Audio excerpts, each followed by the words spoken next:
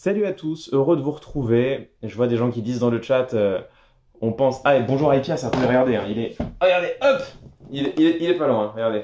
Il est pas loin, il est très mignon.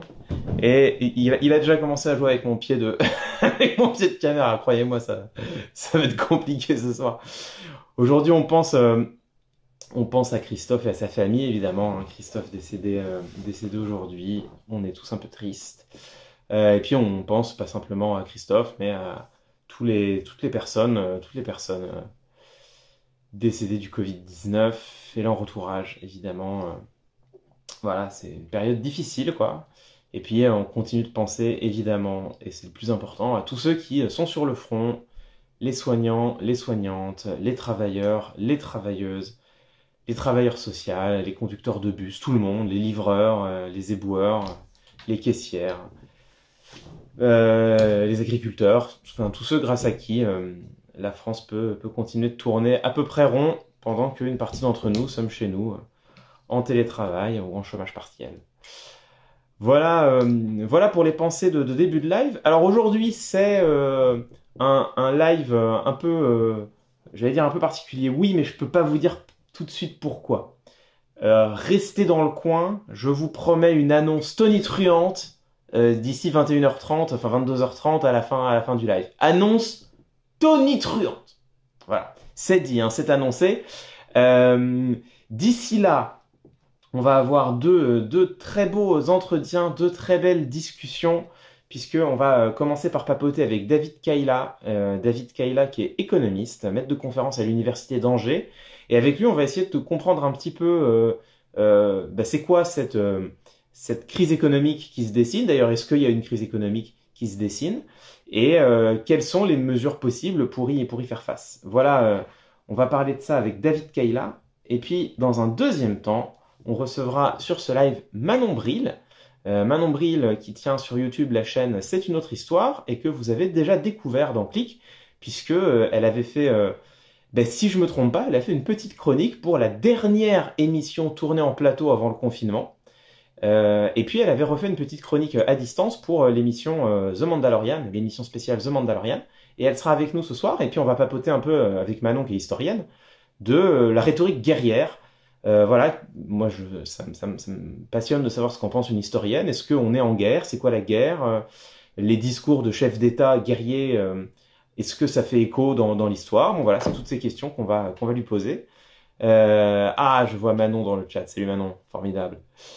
Et puis voilà notre programme. Et puis évidemment, j'imagine, alors ils ne sont pas encore là, mais j'imagine... Ah si, je vois d'ores et déjà Coach Joe. Donc évidemment, vous l'attendez tous, l'exercice quotidien de Coach Joe, voilà. Ce sera encore une bonne occasion pour moi de dire oui, rassurez-vous, je ferai moi-même ma vidéo et de ne pas la faire, évidemment. Hein. Qui résiste à un petit mensonge au quotidien? Voilà, ça ce sera Coach Joe. Et puis j'espère s'il est s'il est dans le coin, j'espère évidemment la poésie d'Oxmo, notre petit plaisir de fin de soirée. Et après tout ça, hein, souvenez-vous, une annonce tonitruante. Et non, l'annonce tonitruante n'est pas l'annonce de la fabrication du coronavirus dans un laboratoire chinois, parce que voilà, bon, j'ai vu que quelqu'un avait dit ça ce matin. Bon, j'ai aussi vu qu'il y avait quand même une bonne partie de la scène scientifique qui s'était relayée toute la journée pour dire que c'était hautement improbable. Bon, voilà, hein, donc vous savez, là-dessus, restons prudents et évitons essayons de résister un peu je vois que tout le monde est content de voir Manon, ça c'est bien. Essayons de résister aux sirènes, au chant des sirènes scientifiques. Allez, c'est parti, faut arrêter les délires quand même, ouais. On se dit un peu ça. Alors, est-ce que David Kayla est dans le coin? Oui, incroyable. David Kayla est dans le coin. Dans un instant, je prends David sur le live, juste pour finir cette petite introduction, vous dire que, bon, je vous le dis à chaque fois, hein, mais que Mouloud va plus que bien, il va formidablement bien, et il vous prépare de belles surprises. Toute l'équipe de Click, en réalité, bosse énormément en ce moment. Et justement, tout cela à voir avec les annonces de fin de live. Donc voilà, rassurez-vous, vous retrouverez Mouloud très, très bientôt. Allez, premier invité pour ce live. On va papoter un peu économie avec David Kaila. Hop, attendez, tac, c'est parti. Sur le chat, enfin sur le live. Quand est-ce que tu vas donner une recette? J'aurais jamais dû parler de cette recette. Un jour, je vous promets, je vous la donne. Salut David! Salut, salut. Comment Bon ben, vas-tu? c'est ma première fois ici. Hein, c'est la première fois que je fais quoi, c'est quoi, une vidéo directe, une story Instagram, c'est ça? Oh là là, une vidéo directe, une story. Là, on est mal barré. Là, déjà, Ouais, alors c'est les comment termes ça sont s'appelle là? mélangés. C'est un Instagram live.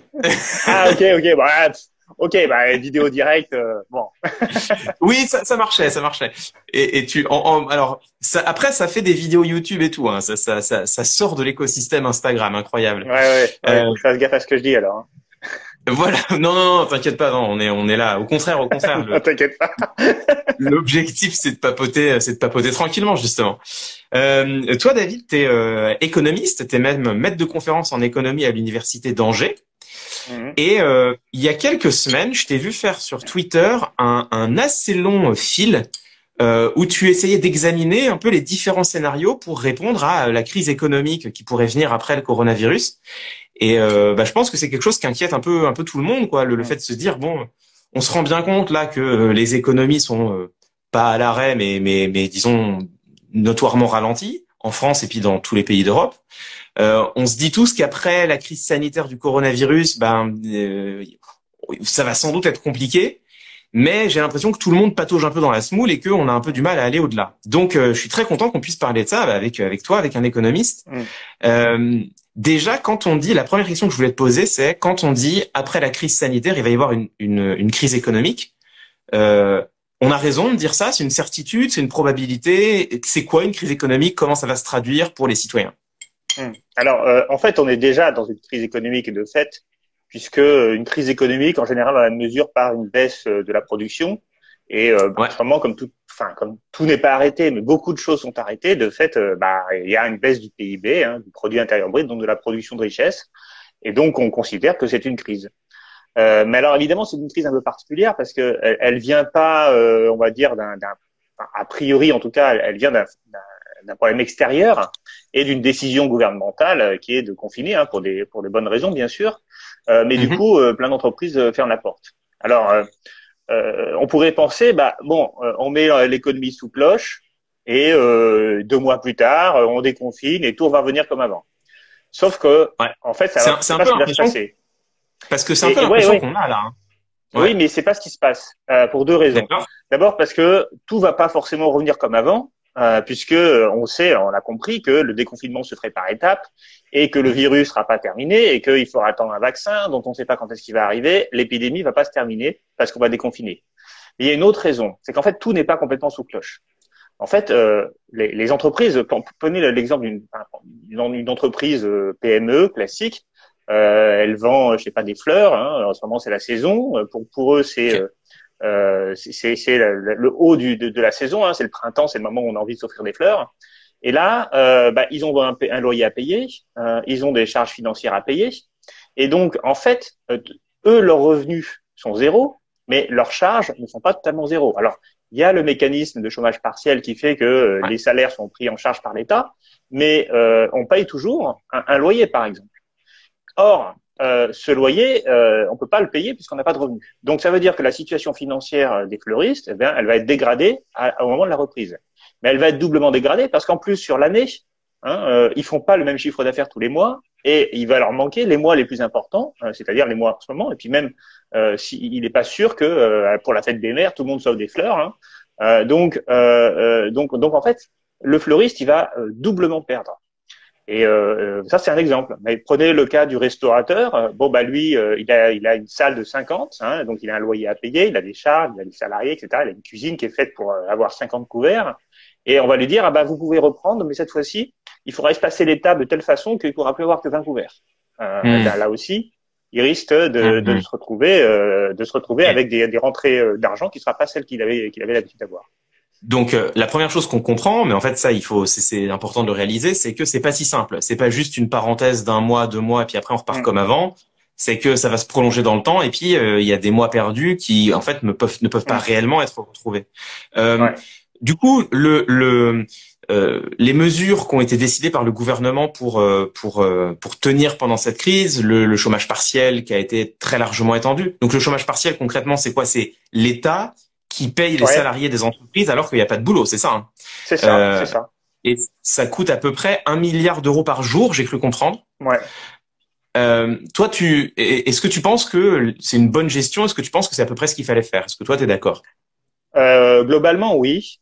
C'est-à-dire que l'objectif, je vais y revenir après, mais l'objectif, c'est Hum, d'éviter qu'au moment de la reprise, toutes les entreprises fassent faillite, hein. Donc, et ouais. que les gens, ils aient plus du tout d'argent et qu'ils se mettent à faire des activités au noir, qui seraient contre le confinement pendant la période où ils ont pas d'argent. Donc, le chômage partiel permet aux entreprises de garder en quelque sorte leurs salariés avec eux, et donc de pas détruire les collectifs de travail. Ce qui se passe aux États-Unis, par exemple, où il n'y a pas le système de chômage partiel, c'est que du coup les entreprises licencient, les gens ils sont dans la nature, et après quand il est au moment de la reprise, ben, on ne pourra pas les recruter parce qu'ils auront eu d'autres activités, ils seront partis, ou ils auront envie de changer leur boulot, etc. Donc l'idée du chômage partiel, c'est une bonne idée. Par contre, moi, je serais quand même allé plus loin. Je vous ai dit, ce problème de loyer, c'est quand même un vrai problème, quoi. Moi, je comprends pas pourquoi aujourd'hui ceux qui prennent des risques, c'est-à-dire les entrepreneurs qui ont des entreprises, sont obligés d'arrêter leur activité et donc de plus avoir de revenus. Par contre, les propriétaires de logements, surtout les propriétaires de locaux, comment dire, Commerciaux. d'entreprises, Ouais. eux, ils Hum. ont encore le droit de toucher un loyer. Moi, ça, c'est un truc qui me dépasse, quoi. Je veux dire, qu'on favorise Et la d'ailleurs, rente, en tout cas, et qu'on Emmanuel Macron avait défavorise annoncé, l'activité. Emmanuel Macron avait annoncé qu'il n'y aurait pas besoin de payer les loyers pour les entreprises. Et alors, ça n'a pas été très clair du tout. Alors, au début, il a Ouais. dit effectivement, et on a eu un peu cette idée-là, hein, mais après, Hum, finalement, c'était pas le cas. Et puis ensuite, l'État a dit oui, mais peut-être que l'État pourra prendre en charge le loyer. Alors ça aussi, non. Enfin, moi, je vois pas pourquoi l'État devrait prendre en charge le loyer, hein, c'est notre argent. Bon, ben voilà, chacun prend des risques. L'entrepreneur, il prend des risques. Le propriétaire, il n'y a pas de raison qu'il soit absolument protégé. Voilà, donc pareil pour les charges financières. On peut, alors, il y a des choses qui ont été faites par les banques, hein, mais parfois c'est pas clair. Enfin, le banquier, parfois il dit, alors par exemple, il dit, on repousse le paiement on va dire, du remboursement, hein, c'est normal, mais on maintient les intérêts pendant la période. Bah, moi, je hum, vois pas pourquoi on devrait maintenir les intérêts. C'est comme le loyer, c'est pareil. Donc je pense que les mesures ont été prises pour sauver les entreprises, mais pas suffisamment, ce qui veut dire que certaines entreprises vont faire faillite, et donc hum, ça va poser un vrai problème. Et d'autre part, on a quand même beaucoup protégé les propriétaires, les rentiers, ainsi si je puis dire, ou les hum, voilà, enfin, je veux dire, peut-être qu'on aurait pu leur donner de l'argent autrement, hein, mais hum, demander à ce que le loyer soit payé comme le reste, alors qu'il n'y a plus d'activité économique, me paraît pas normal. Voilà. hum. Alors, bon bah donc là, la gestion de crise, on comprend que c'était possible d'aller plus loin, mais que au moins le chômage partiel, ça éponge une Mm. partie des dégâts. Alors il y a une question que tout le monde se pose quand même, c'est que pendant des années, l'actuel gouvernement, celui d'Emmanuel Macron, a dit explicitement, les amis, il n'y a pas d'argent magique. Et là, Ouais. tout d'un coup, on est en train de dépenser 1 milliard d'euros par jour juste pour le dispositif du chômage partiel, en plus d'un plan d'aide spécial pour les hôpitaux, d'un plan d'aide qui a été annoncé aujourd'hui pour les personnes en grande difficulté. Il vient d'où cet argent? Comment ça se fait que là, tout d'un coup, il y a des milliards comme ça qui sont apparus? Ouais, alors il y a beaucoup de milliards qui apparaissent, donc comme quoi il y avait de l'argent magique. Mais ça, pour le coup, moi et mes collègues des économistes atterrés, on a toujours dit que l'idée qu'il fallait réduire notamment les dépenses d'investissement alors que les taux d'intérêt sont très faibles, c'était absurde. Et évidemment, on a non seulement réduit les dépenses d'investissement public, mais en plus on a réduit les services publics, l'hôpital, etc. Et ça fait longtemps qu'on le dénonce. Donc effectivement, de l'argent, il y en a puisque les taux d'intérêt sont très faibles. Et que l'État peut emprunter aujourd'hui à un taux zéro, hein. Donc ça veut dire que avec l'inflation, en fait, il emprunte et à la limite, il gagne de l'argent. C'est un peu paradoxal, mais enfin, autant profiter de cette situation. Donc là, l'État, il en profite, il emprunte massivement pour sauver l'économie. Donc tout d'un coup, on redevient pragmatique. Donc ça, c'est amusant aussi parce que on nous a dit dogme, la dette c'est terrible, etc. Puis maintenant, on nous dit finalement la dette c'est pas très grave. On nous a dit il faut privatiser ADP, etc. Puis finalement, tiens, on va peut-être nationaliser Air France. En plus, dans l'aérien, c'est pareil. Donc, voilà, on devient tout d'un coup pragmatique. Mais ça, c'est normal, hein. Quand on est confronté à une crise inédite, on essaie de trouver des solutions. Alors, en fait, il faut rajouter quand même une petite chose, c'est que l'argent c'est pas si simple que ça. Le problème qui s'est passé, c'est qu'au début de la crise, quand tous les États ont commencé à emprunter, les taux d'intérêt ont réaugmenté, y compris un peu par la D'accord. France. Et ça a commencé à faire peur. Alors les taux d'intérêt, c'est ce que l'État paye, hein, et c'est décidé par les marchés financiers.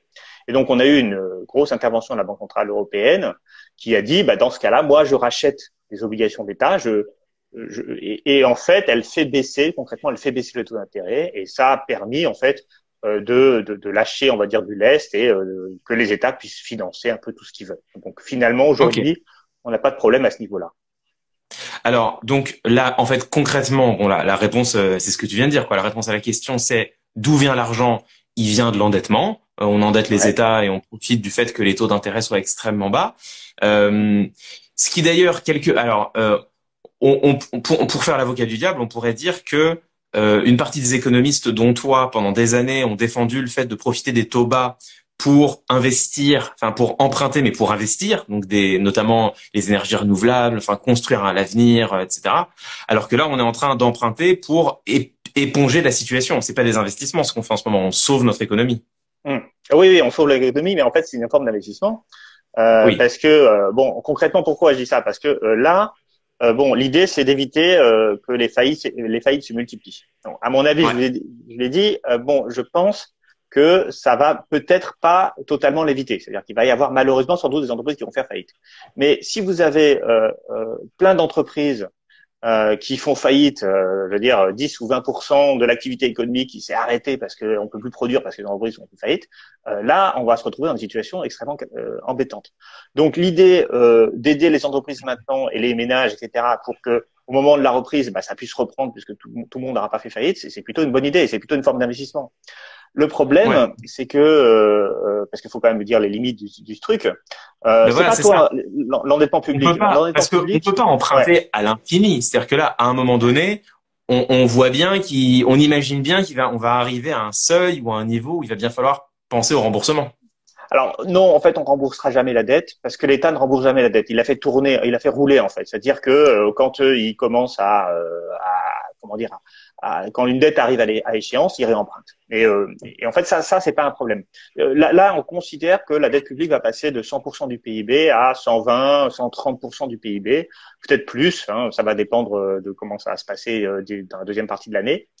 Puis ça va dépendre aussi de la baisse du PIB, hein, parce qu'un ratio, s'il y a deux, il y a le numérateur et le dénominateur. Hein, si le PIB baisse, le ratio augmente. Mais ça, c'est pas, comment dire, c'est pas très grave, puisque encore une fois, l'État, en fait, aujourd'hui, on contrôle les taux d'intérêt avec la Banque centrale européenne. Et comme ils sont quasiment à zéro, le fait qu'on passe à 200, à 120, à 130, de toute façon, vu qu'on remboursera jamais, en fait, non, ça n'a pas d'importance, vraiment. Le niveau d'endettement, le coût de l'endettement pour la France aujourd'hui est très très faible. Il ne faut pas penser que l'État c'est comme un ménage. Non, ça marche Attends, pas pareil. David, est-ce qu'on peut s'arrêter un instant Ouais. et est-ce que tu peux expliquer un peu mieux ta phrase de toute façon, on remboursera jamais. Ouais, Euh, remboursement. Parce que parce que globalement, moi-même, j'ai du mal à comprendre. Alors, vas-y, explique-moi. l'État ne meurt pas. Mhm. Il vit tout le temps. Et donc, en fait, quand la dette arrive à échéance, quand il a emprunté sur 10 ans, sur 20 ans, par exemple, eh bien, il rembourse la somme, mais il réemprunte la même somme. Et en fait, il D'accord? fait rouler la dette comme ça indéfiniment. Et en fait, ce qui fait baisser la dette publique, c'est pas le remboursement. Ce qui fait baisser la dette publique, c'est l'augmentation du PIB, la croissance économique. Voilà. Mais même, Ça y est, j'ai même, même compris. s'il n'y avait pas de croissance, de toute façon, vu que le coût de l'endettement est très très faible, il n'a jamais été aussi faible, ça n'a aucune importance. Je veux dire, ce qui compte, c'est combien on paye en intérêt chaque année. Avec des taux d'intérêt zéro, on paye quasiment zéro. En fait, et les taux d'intérêt continuent de baisser parce que la vieille dette qui avait des taux d'intérêt un peu élevés, elle se termine. Hein, une échéance de dette, ça peut être 10, 20, 30 ans. Donc là, il y a des dettes qui arrivent à échéance, qui avaient des taux d'intérêt importants, puis on réemprunte à des taux d'intérêt nuls. Et comme la Banque centrale, elle décide des taux d'intérêt, puisque comme je dis, hein, bien, elle emprunte, de fait, il n'y a pas de souci par rapport à ça. Mais Par, ouais, ok. ouais. Non, mais ok, je comprends. C'est-à-dire que le problème, c'est que si un jour les taux d'intérêt commencent à remonter, ah tiens, Eh bien, regarde. on demandera à la Banque centrale de les faire baisser.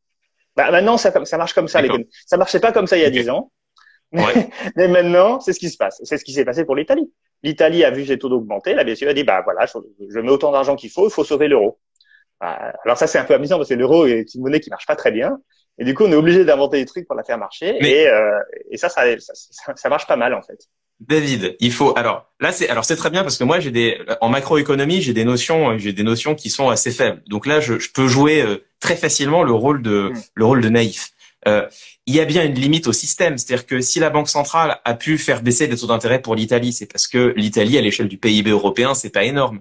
Mais on est d'accord que si la dette explose dans tous les pays d'Europe et Mm. que on a des dettes qui commencent à faire 150, 200, pourquoi pas 250% des PIB Mm. et que tout d'un coup Ah les taux ben, d'intérêt remontent un peu. Le jour où les taux d'intérêt remontent un peu, alors qu'on a 250% de PIB de dette qu'on fait mm. tourner, là, on est d'accord qu'on est un peu dans la merde. Pas vraiment en fait. Parce que... Non mais c'est marrant, mais parce que le Japon, il a 230% de PIB de dette, hein, c'est un cas qui existe, hein, et il a emprunté massivement là récemment pour faire face à la crise du coronavirus, comme tout le monde. Il a même distribué de l'argent à tout le monde, hein, aux ménages, comme ça. Et alors qu'ils sont moins touchés que nous, hein, quand même, par la crise du coronavirus, ils sont pas confinés au Japon. Hein, il se passe un peu des choses différemment. Et donc ça n'empêche de rien. Pourquoi? Parce que le Japon, il contrôle ses taux d'intérêt. Pourquoi? Parce que c'est l'emprunt, il emprunte sur sa propre économie. Alors nous, les emprunteurs sont des Japonais. Nous, en France, c'est pas tout à fait pareil. Nos emprunteurs sont beaucoup étrangers, mais c'est des étrangers de la zone euro et c'est contrôlé par la Banque centrale européenne. Mais moi, je te dis ça.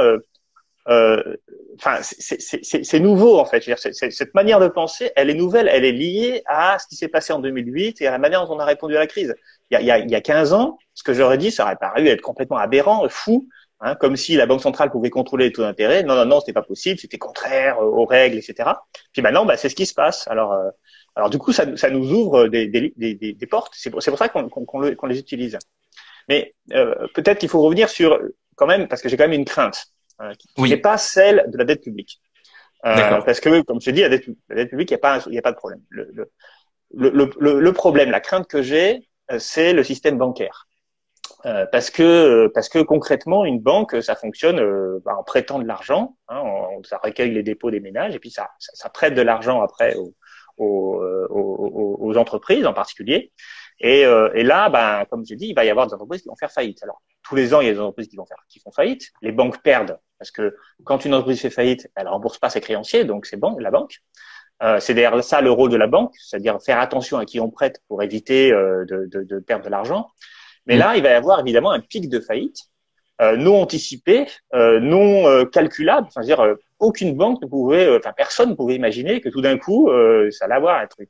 Là, on parle quand même d'une baisse du PIB de genre de 5, 6, 7, 8, 10%, quoi. Hein, c'est un truc. La crise 2009, c'est une baisse du PIB de 3% en France. Hein, là, on est sur 9, 10, et encore, on ne sait pas hein, concrètement jusqu'où ça peut monter, hein, parce qu'il y a tous les tours opérateurs, les transports. Enfin, il y a énormément de secteurs qui sont très très durement touchés aujourd'hui. Donc, ça veut dire que les entreprises vont faire faillite, donc ça veut dire que les banques vont avoir des pertes. Et le problème d'une banque, c'est qu'elle passe son temps à prendre les déposants des ménages, les dépôts des ménages, et puis reprêter cet argent. Elle a un ratio, c'est dit un ratio de solvabilité, qui est une forme de matelas hein, qu'elle a pour si jamais il y a des faillites, eh bien qu'elle puisse éponger les faillites. Hein. Donc le matelas, il est légalement, il est à 9%, 8-9%. Ça veut dire que si elle a plus de 8 à 9% de ses créances qui sont pas remboursées, elle est en faillite.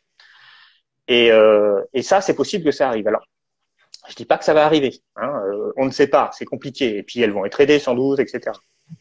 Mais si des grandes banques font faillite, alors on a un problème. Parce qu'une grande banque comme la BNP, par exemple, c'est 2000 milliards d'euros d'actifs, c'est-à-dire l'équivalent quasiment du PIB français. Et ça, c'est qu'une seule banque. C'est-à-dire que si toutes les banques européennes font faillite, on arrive à des sommes absolument astronomiques. Et le problème, c'est quand une banque est faillite, parce que les gens, ils n'ont pas conscience de ça. On dit, les dettes, il n'y a qu'à pas les rembourser. Les banques, il n'y a qu'à les laisser faire faillite. En fait, c'est pas si simple. Parce qu'une banque qui fait faillite, tous les créanciers de la banque perdent de l'argent, donc les autres banques, parce que les banques se prêtent beaucoup entre elles, Mm. donc les autres banques perdent de l'argent, donc ça crée une Ouais, crise systémique. c'est ça. Mais aussi les ménages perdent de l'argent, parce que l'argent que vous avez mis, je dis vous pour tous ceux qui regardent en ce Mm. moment, hein, et votre compte bancaire, qu'est-ce qui est marqué en dessous? crédit en votre faveur. La créance qu'on détient sur sa banque. En fait, tout l'argent qu'on possède dans sa banque, c'est de l'argent qu'on a prêté à la banque. Et dans le cadre des faillites normales, quand une entreprise est faillite, eh bien les créanciers perdent de l'argent. Alors, en fait, nous, on est protégés. On est protégés pour deux raisons, parce qu'on a un fonds de garantie. Parce que là, David, je vois dans le chat, il y a beaucoup de gens qui sont en train de dire, mais alors qu'est-ce qu'il faut faire? Est-ce que moi, il faut que j'aille retirer mon argent à la banque tout de suite? Voilà. Non, parce qu'il y a des protections. C'est pour ça. Après, encore une fois, attention. Tout ce que je dis, c'est en cas de crise systémique. Voilà, c'est une crainte. C'est pas un fait avéré pour l'instant. Donc, si tu as, faites attention à ce que je dis. Les gens, ils vont se ruer dans un compte bancaire. De toute façon, en fait, ça mettra pas en faillite le système. On peut imprimer autant d'argent qu'on veut. Mais bon, par contre, il va falloir vous stocker vos liasses de billets. Et si vous êtes cambriolé, vous n'allez pas tout perdre. Bref, peu importe. Ce que je veux dire, c'est que si les banques font faillite, il y a un système de protection à deux niveaux. D'abord, un fonds européen des garanties, qui est les banques, elles cotisent à une assurance commune. Et si on a une qui fait faillite, eh bien, cette faillite, elle est prise en charge par ce fonds de garantie. Alors, on comprend bien que le problème du fonds de garantie, c'est que si toutes les banques font faillite en même temps, ça va être un peu compliqué. Donc là, il y a un deuxième rideau qui est l'État. L'État, il a l'obligation de garantir l'argent de tous les comptes jusqu'à 100 000 euros. Le problème, c'est que ça fait beaucoup d'argent. Voilà, ça fait beaucoup d'argent. Si on doit renflouer tous les comptes, on arrive à beaucoup plus que 250% du PIB. Voilà, c'est plutôt 300, 400, 500% du PIB, donc en plus de la dette actuelle. Ouais. Donc là, et puis alors en plus c'est bizarre parce que on sauve l'épargne avec, enfin bref. Donc du coup, je ne sais pas ce qui peut se passer à ce moment-là. Il faudra qu'on trouve une solution collectivement, politique, pour savoir comment rétablir le système bancaire. Alors ça peut être une opportunité pour revoir profondément le système bancaire, pour tout nationaliser, par exemple, pour dire, écoutez, pour décider d'ailleurs qui on sauve et qui on ne sauve pas, parce que on peut ne pas sauver. Donc tous les comptes de plus de 100 000 euros, ils peuvent être atteints. Ça c'est la loi. On ne va pas sauver les comptes de plus de 100 000 euros. Vous voyez, vous dites les gens là, faut tout retirer. Mais si vous avez moins de 100 000 euros, a priori vous avez moins de 100 000 euros, donc ça va quoi. Vous n'allez pas, voilà. Mais bon, sinon il va falloir décider politiquement. Peut-être qu'on pourra dire, voilà, on va peut-être prélever quelques petits comptes. C'est ce qui s'est passé à Chypre. On a prélevé des comptes. Alors, on a fait des trucs pareils. On a fait des trucs bizarres parfois. En Islande, quand tout le système bancaire s'est effondré, que l'État pouvait absolument pas sauver tout le système bancaire, ils ont décidé qu'ils allaient sauver tous les épargnants islandais, mais ils allaient ne rien rendre à tous les étrangers. Alors, c'est pas très sympa pour les étrangers. Mais au moins ils se sont sauvés eux-mêmes. Bon, il faut espérer que les choses ne se passent pas comme ça, parce que déjà en France ça servira à rien, on n'a pas assez de comptes étrangers. Ce qu'il faut préciser, David, c'est que là on est sur le scénario catastrophe, le pire du pire, quoi. En fait. C'est ça. Et en fait on se rend compte que même le pire du pire, on voit bien comment est-ce que ça peut cascader vers des trucs vraiment pas sympas. Mais bon, en fait, on est sur des taux de probabilité archi ultra méga faibles. C'est-à-dire que, de toute façon, il y aura une politique qui va reprendre la main. On va pas laisser le système bancaire s'effondrer en disant aux ménages, maintenant vous n'avez plus rien. Et puis surtout, c'est absurde parce que les banques, c'est pas juste des dépôts d'argent. Les banques, c'est aussi des moyens de paiement. Si les banques font faillite, on peut plus payer, on peut plus utiliser sa carte bleue, on peut plus acheter quoi que ce soit chez les personnes, on peut même plus retirer de l'argent dans le distributeur. Donc là, je peux te rassurer et rassurer tous ceux qui écoutent. Ça va pas se passer comme ça. Enfin, je veux dire, il est évident que le gouvernement va pas dire tiens, laissons-les tomber l'ensemble des banques et puis d'abord c'est absurde et ensuite on peut tout à fait trouver un système, sauf que si vraiment il y a un scénario extrêmement catastrophique, il faudra discuter collectivement de savoir comment on fait. Mais moi je suis prêt à parier que les ménages, on va dire avec les petits déposants, les petits épargnants, c'est pas eux qui vont payer pour ça. Enfin, je veux dire voilà, sinon il y aura une révolution dans la rue. Donc, faut pas trop s'inquiéter si on a un peu d'argent en banque. Faut pas s'inquiéter par rapport à ça. Par contre, ça peut être intéressant d'un point de vue politique. Moi, je parle en tant qu'économiste. Ça peut être intéressant d'un point de vue politique parce que ça va nous obliger à repenser complètement notre système bancaire, à repenser peut-être à se dire peut-être qu'il y a des gens qui ont un peu trop d'argent. Cet argent il dort, il sert pas à grand chose. Peut-être que voilà, on peut prélever un peu sur là-dessus. Peut-être qu'on peut redistribuer un peu les cartes. Voilà, c'est ça qui peut être intéressant. Alors David, une fois qu'on a dit tout ça, il reste que il y a une crise économique qui se dessine pour l'après-crise sanitaire. C'est ce que tu disais, on y est déjà en réalité. Moi, la question que je voulais poser avec toi, c'est qu'est-ce qu'on va faire? C'est-à-dire que j'ai entendu plein de choses. Déjà, j'ai entendu Emmanuel Macron dire qu'il allait falloir inventer un monde d'après qui pourra pas ressembler au monde d'avant. Mais j'ai aussi entendu Bruno Le Maire dire qu'il allait falloir faire des efforts et travailler Ah oui. davantage. Et ça ressemble quand même un peu au monde d'avant. J'ai entendu des gens qui commençaient à parler de choses curieuses, genre on va faire de la monnaie hélicoptère. Euh, Mm. Quelles sont les différentes options sur la table? Et d'après toi, c'est quoi la meilleure? Alors, prenons les unes après les autres. L'austérité, je crois que c'est absurde et je crois que même Bruno Le Maire, quand il le dit, il y croit pas. Il y croit pas lui-même. Alors pourquoi il y croit pas et pourquoi il dit ça surtout? D'abord, pourquoi on n'y croit pas? Parce que en fait, on sait depuis la Grèce et le FMI il l'a dit plein de fois. Il y a plein de papiers de recherche d'économistes très sérieux qui ont dit ça ne marche pas parce que en fait, quand on fait une cure d'austérité, on a tendance à faire baisser le PIB plus fortement qu'on ne fait baisser le déficit. Ça veut dire que le ratio dette sur PIB il augmente puisque le PIB augmente plus vite qu'on ne réduit le déficit. Donc au final, on a un État qui est de moins en moins solvable. Alors la question est bon, on sait ça.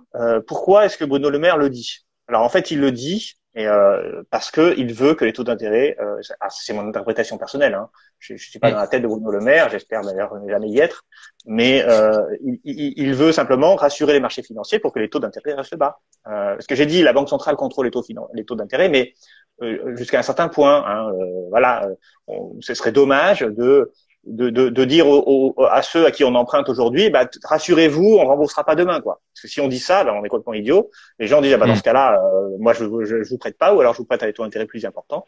Et donc, du coup, on paye des milliards pour rien du tout. Donc, évidemment, moi, j'ai envie de dire, je serais ministre de l'économie, je dirais, bien sûr, il y aura une cure d'austérité très sûre, très forte. Comme ça, vous allez voir, on va tout rembourser et prêtez-nous, rassurez-vous, la signature de la France, elle est parfaite, quoi. Donc moi, je vois plutôt les choses comme ça. De toute façon, on sait bien que ce gouvernement, il navigue un peu à vue. Concrètement, il sait pas ce qu'il va faire la semaine prochaine sur les masques. Je pense qu'il va pas savoir ce qu'il va faire quand la crise sera finie. Il sait même pas quand est-ce qu'elle sera finie. Donc voilà. Et puis l'austérité, d'un point de vue économique, c'est une absurdité. Donc ils vont pas le faire. Enfin, je sais qu'ils l'ont fait en 2008, mais la situation de 2008 était un peu différente. Et puis l'austérité en France n'a pas été une austérité aussi forte que ce qu'a connu la Grèce, par exemple. Mais là, dans les circonstances actuelles, ça me paraît absurde. Ok. Alors deuxième chose, la monnaie hélicoptère, c'est ça? Ouais. Alors c'est quoi ce truc-là? Parce que là, tout le monde a l'impression que ça va être Casa del Papel et qu'on va, on va faire pleuvoir des pluies de billets partout. Alors c'est marrant d'ailleurs parce que si t'en parles, Casa del Papel, ils disent une bêtise, ils disent qu'on a donné plein d'argent aux banques. En fait, on a prêté l'argent aux banques. Hein, à la fin, parce que j'ai vu la série, hein, à la fin, il arrive à convaincre en montrant les coupures de presse, regardez des 200, 300 milliards qu'on donne aux banques. Non, c'était des prêts à court terme.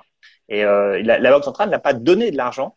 Voilà, mais bref, c'est important de le dire parce que les gens comprennent pas. En fait, ici, il s'agit vraiment de donner de l'argent, pas un prêt, de la part de la Banque centrale. Alors, à tout le monde, tout le monde, ça peut dire plein de choses. Ça peut vouloir dire l'État, ça peut vouloir dire les entreprises, ça peut vouloir dire les ménages. Moi, je pense que la Banque centrale donne de l'argent à l'État. Je pense que c'est bien. C'est bien parce que l'État, il va pas garder cet argent pour lui. Il va ensuite le redistribuer à travers un vote parlementaire qui va décider qui a quoi et selon quels critères. Par contre, je pense que donner à la Banque centrale le pouvoir de décider à qui elle donne de l'argent, c'est-à-dire de donner de l'argent à tout le monde, aux entreprises, je pense que ça me pose un problème démocratique.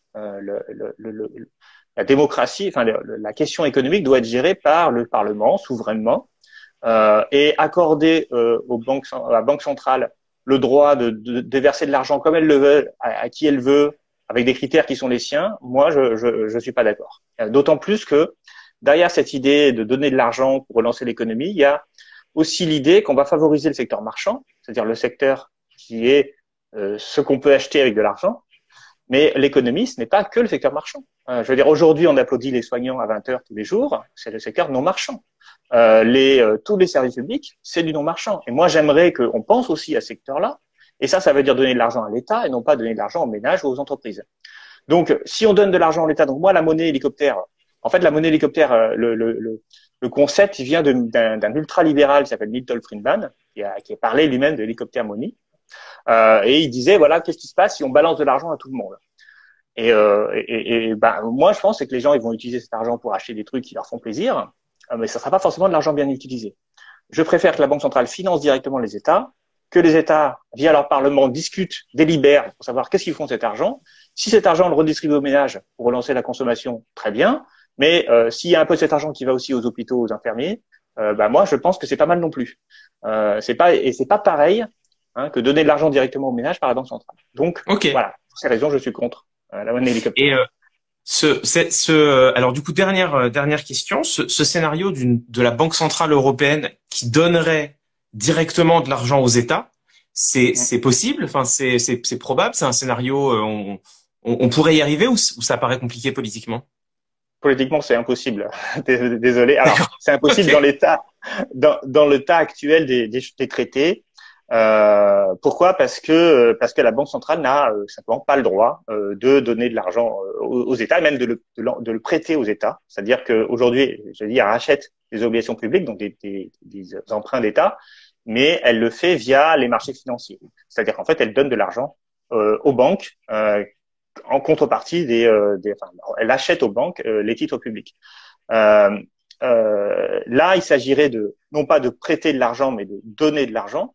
Et ça, c'est rigoureusement interdit par les traités. Donc, il faudrait changer les traités européens, ce qui est évidemment pas une mince affaire, d'autant plus que les pays entre eux sont pas d'accord sur cette question-là. Et en particulier, ils sont pas d'accord parce que quand on parle de gestion de la dette publique ou autre, eh bien, on a des pays qui sont plus créanciers, des pays qui sont plus débiteurs. Et donc, ils n'ont pas les mêmes intérêts, selon qu'ils sont Mhm. créanciers, c'est-à-dire qu'ils possèdent la dette des autres, ou ils sont débiteurs et ils doivent de l'argent aux autres.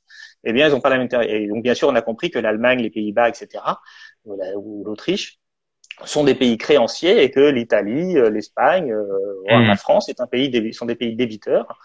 Et donc, il est normal que les pays débiteurs disent donnez-nous de l'argent. Il est logique aussi, malheureusement, que les pays créanciers disent non, non, non, pas trop, trop. Donc, on a ce souci, ce blocage Alors du coup, institutionnel qui fait que ça va sans doute pas se passer. Mais si ça on peut se résume, passer. Je termine ouais, juste un mot, pardon, je suis un peu long, mais ça vas-y. peut se passer. Ça peut se passer parce que on a déjà eu des choses impossibles qui sont passées. Et par exemple, ce qu'on appelle le quantitative easing, c'est-à-dire le fait que les banques centrales rachètent des obligations publiques, des emprunts d'État, ça c'était considéré comme interdit par les traités en 2008. Et puis, finalement, on l'a fait. Et parce que on a une autorité centrale de la Banque centrale qui, en fait, est contrôlée par personne. Et parfois, elle fait des choses illégales. Alors, on a eu là des Allemands qui ont dit, mais c'est illégal, ils n'ont pas le droit de faire ça.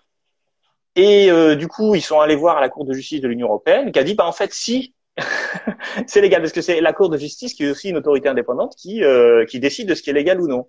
Donc, comme la Banque centrale européenne, elle doit sauver l'euro, et elle doit sauver les banques.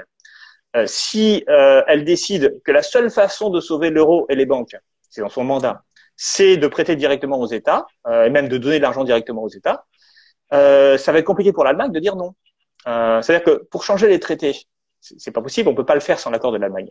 Mais pour faire un truc illégal, comme la Banque centrale européenne est indépendante et que la Cour de justice de l'Union européenne est indépendante, eh ben c'est possible. Alors c'est un coup de force, mais en fait des coups de force comme ça dans l'histoire de l'Union européenne, il y en a eu plein. Et ça, c'est possible. Je dis pas que c'est ce qui va se passer. En Ah réalité, ouais. je n'y crois pas. Mais on est dans un champ tellement ouvert où toutes choses peuvent se passer. Même Bruno Le Maire qui dit qu'il veut nationaliser, pourquoi pas? Hmm. Bon bah écoute, c'est très alors c'est très éclairant. Moi ce que je retiens pour ma part, c'est que à la fin des fins, l'hypothèse qui toi te semble économiquement la plus pertinente, elle n'est pas possible démocratiquement parce que les traités sont Mm. verrouillés par une partie des pays, et donc la seule voie d'accès pour y arriver, c'est une voie qui n'a absolument rien de démocratique puisque ce serait la Banque centrale qui Mm. déciderait tout seul en rendant des comptes à personne, quoi, grosso modo. Ouais, c'est déjà ce qui se passe en fait. C'est déjà la Banque centrale qui sauve tous les pays. Et alors, elle le fait Hmm. pas par esprit d'humanité, elle le fait parce que c'est la seule façon qu'elle a de sauver l'euro. Donc voilà. Enfin, on a, comme je l'ai dit tout à l'heure, on a une monnaie qui fonctionne pas bien, mais on a une banque centrale qui est toute puissante. et qui peut faire un peu ce qu'elle veut. Donc, elle fait en sorte de sauver l'euro, et ça arrange pas mal les pays, certains pays, en fait, de fait. Mm. Mais c'est un peu bizarre, quoi. C'est un peu baroque comme Ouais, situation. Donc, bon, moi, ce que je pense, enfin, au fond, c'est que il va y avoir ouais. quand même falloir remettre tout ça à plat, qu'on ait une discussion politique. Si on avait une crise systémique, ça serait l'occasion de le faire. Alors, je dis pas qu'on en aura une, hein, on n'aura peut-être pas une, mais dans ce cas-là, il y aura d'autres manières, sans doute, de remettre les choses à plat. Puisque cette crise, elle montre quand même que notre système fonctionne pas très très bien, quoi. Hmm. Eh ben écoute, David, ce sera le mot de la fin et ça nous permet en tout cas, tu nous éclaires sur ce que c'est qu'une crise économique, la période que nous vivons et quelles sont les différentes options pour en sortir. Eh ben, merci à toi, merci de ta invitation et bonne Merci soirée. beaucoup. C'était passionnant. Merci, David. À très bientôt. Hop. Voilà, vous venez d'entendre David Kaila, économiste, maître de conférence en économie à l'université d'Angers, qui nous explique que finalement, économiquement, la meilleure solution, ce serait que la Banque centrale décide de faire quelque chose d'illégal, mais on s'en fout, puisqu'elle ne rend de compte à personne. Ce qui évidemment pose un certain nombre de problèmes démocratiques, mais ça, c'est une autre question qu'on aura sans doute l'occasion de traiter à un autre moment. Et puis dans cette deuxième partie, on va papoter avec Manon Bril, que je vois d'ores et déjà dans le chat, des questions importantes de rhétorique, notamment autour de la guerre. Et puis, je l'ai annoncé hein, en fin de live, une annonce exclusive. Voilà, incroyable. Vraiment, accrochez-vous, parce que là, on est sur, on est sur des nouvelles historiques presque. Pour en parler, ça c'est de la transition, ça valait ce que Salut, ça valait. Salut Manon, comment tu vas? ça va et toi? Ben écoute, très bien. Attends, parce que j'ai mes colocs en fond avec le chat en double. Vous voulez pas mettre un casque parce que ça me fait un écho. Désolée. Alors attends, déjà, Toute nue. Manon, alors un grand plaisir de t'avoir sur ce live. Bah, carrément, grave. Merci pour l'invite. Ben, en prie, donc toi tu es historienne, docteur en histoire contemporaine. On te connaît surtout pour ta chaîne YouTube, c'est une autre histoire, où tu fais Ouais. depuis des années déjà de la vulgarisation historique. Et puis on te connaît un peu, enfin un peu moins, mais j'espère qu'on va commencer à te connaître aussi pour ça, pour avoir rejoint Click juste avant le confinement. Oui, On a le droit. j'ai porté malchance apparemment, mais bon. Ben, on a le droit de dire que tu as enregistré quasiment la dernière chronique, non pas avant la fin du monde, mais avant la fin du monde libre. Ah oui, voilà. C'est clair. Enfin bon, ça reviendra. Oui, bah oui, exactement. On y viendra. Et ben écoute, en attendant d'y venir, moi je suis très content que tu sois de passage sur ce live parce que on a un tout petit peu papoté par message. Et toi, tu me Mhm. disais que tu as écouté le président de la République, tu as écouté sa rhétorique guerrière. Et alors ça pose évidemment deux questions qui sont deux questions différentes. La première question, c'est sommes-nous en guerre? Et Mhm. la deuxième question, c'est qu'est-ce que ça dit un président de la République qui parle comme ça avec un vocabulaire guerrier et militariste? Oui. Quelle question tu veux qu'on prenne en premier? Écoute, je me suis fait j'ai fait des petites lectures, des petites écoutes et tout. Donc, si je regarde en face de moi, c'est parce que je check mes notes pour pas dire trop de bêtises, parce que c'est pas mon domaine premier en histoire. Mais bon, bref, j'essaie de bien faire le taf. Et je me suis préparé d'abord une petite explication de est-ce qu'on est en guerre ou non, et ensuite de, en effet, qu'est-ce que ça pose, pourquoi le président il utilise ce langage-là. En effet. Alors, est-ce qu'on est en guerre? Bon, alors, évidemment, pas littéralement, ça, bon, c'est une surprise pour personne. On sait bien que c'est une métaphore qui est utilisée là. D'ailleurs, tu l'avais dit en décryptant ces discours. En checkant un petit peu, notamment un article d'une prof de droit à l'université de Strasbourg qui s'appelle Andrea Amann, j'ai vu que, donc j'ai découvert ça, mais que le statut juridiquement parlant de guerre et la déclaration de guerre, c'était obsolète aujourd'hui juridiquement parlant. Donc on n'utilise Ouais. plus ces mots-là donc dans le droit, hein, vraiment dans le droit, parce que depuis la Première Guerre mondiale et ça a été renforcé après la Seconde, le droit international, avec notamment le pacte de Briand-Kellogg en 28, a énoncé l'interdiction. Oui, t'as vu, j'ai bien révisé. Le fameux pacte.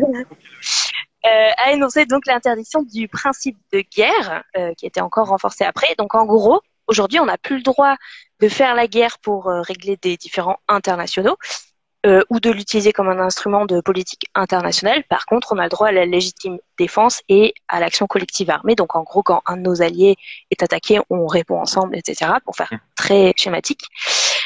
Donc, le vocabulaire juridique, il a changé de mot, l'expression s'est déplacée. Maintenant, on utilise pour ce qui correspond plus ou moins à avant la guerre traditionnelle. Maintenant, on utilise l'expression de conflit armé. Et donc bon, c'est différent. Donc on n'en voit plus une déclaration de guerre, sauf si on rompt tous les pactes et tout, mais si on respecte le droit international, on fait plus ça.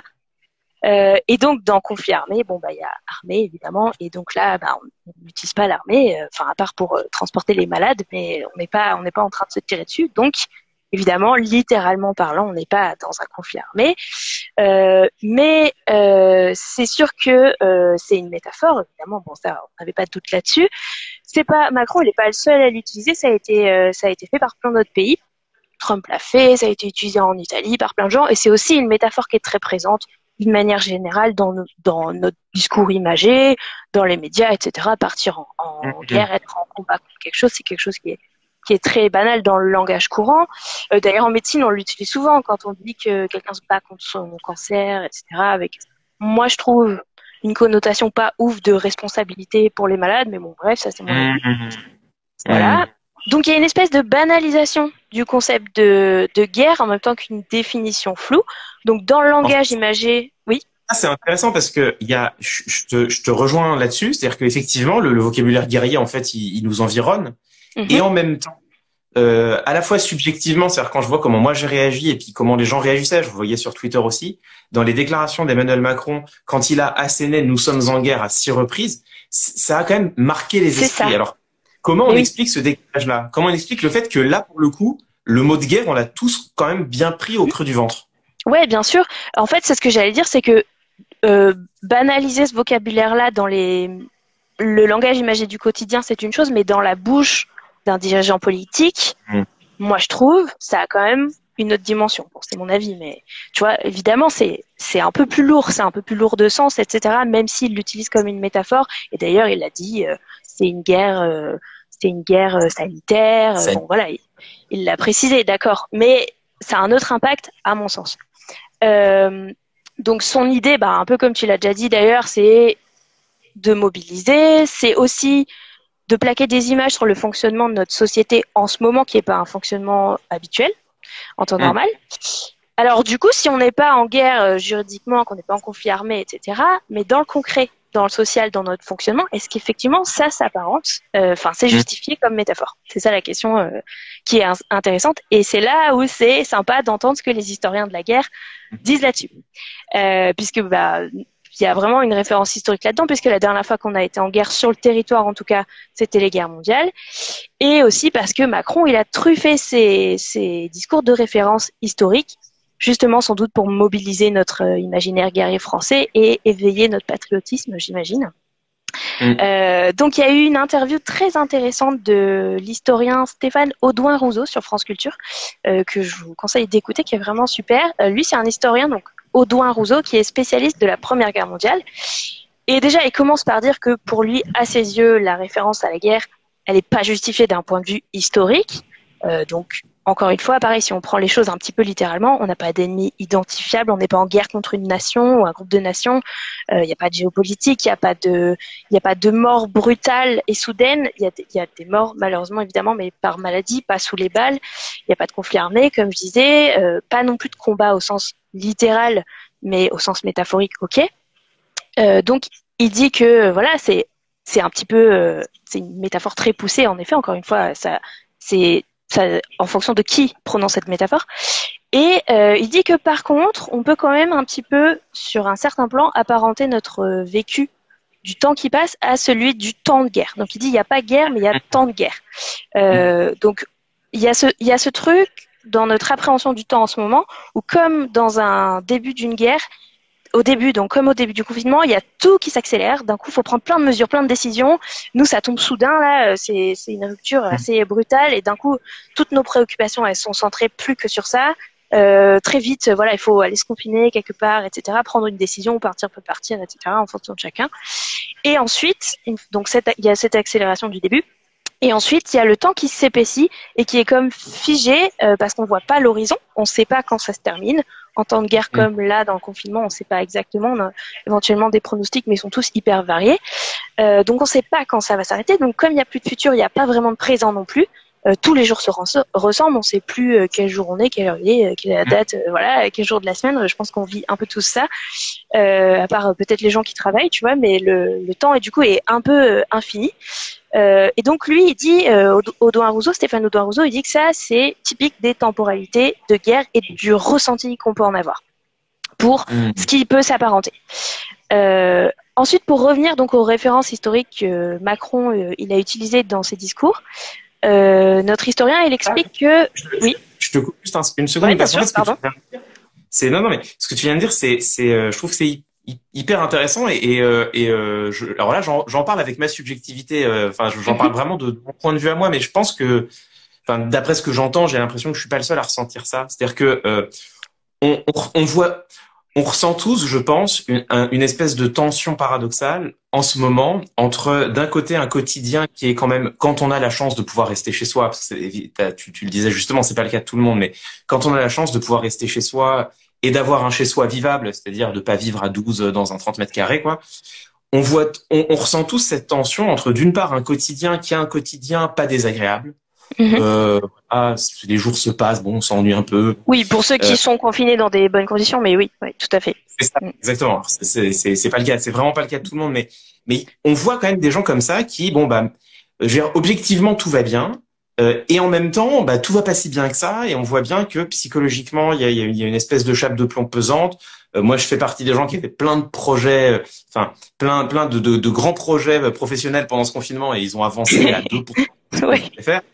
Oui, tu voulais apprendre le latin et une nouvelle langue et tu n'as rien fait, comme plein de gens.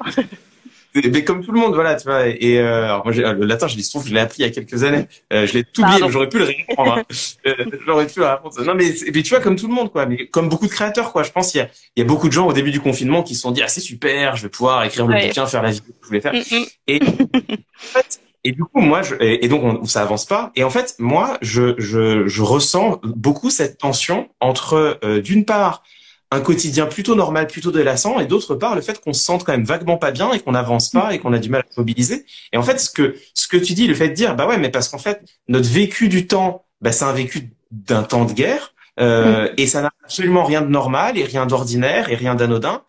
Je trouve que c'est important, en fait. Enfin, je trouve que ça met des mots et des concepts et des explications sur un vécu, en tout cas, je parle pour moi, qui était pas clair, quoi.